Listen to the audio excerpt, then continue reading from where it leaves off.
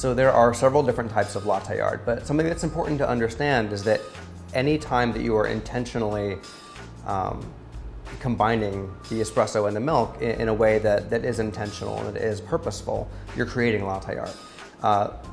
Literally, if we're breaking that down, we're just saying it's milk art. We're creating art in the coffee with milk. So there are several ways to do that. One is just to really pour in the center and get a nice marbled surface and to create a visually pleasing combination of espresso and crema and the milk that you're pouring into it. As long as you're doing it intentionally and creating what you intend to create in the cup, that's latte art. That can take the form of a monk's head, a very basic form, or just a really nice textured marbled surface.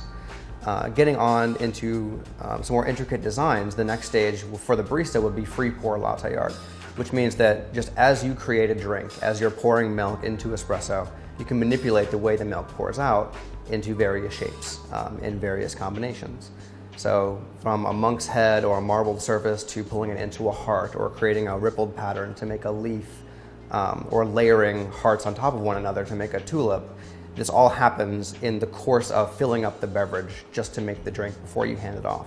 There are no tools involved, there are no powders or sauces involved in free pour latte art.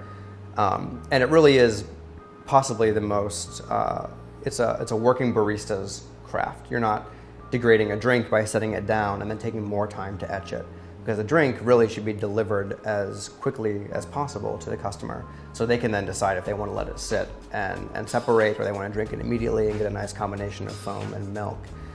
So the next stage would be etching or any sort of manipulation post-pour.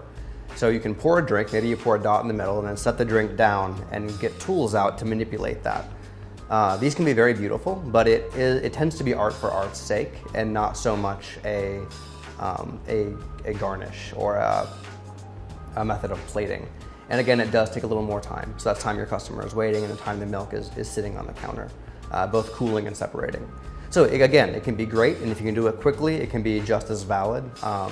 But largely baristas would pour free pour before they would do etching, and then etching maybe for something special like for mom or dad.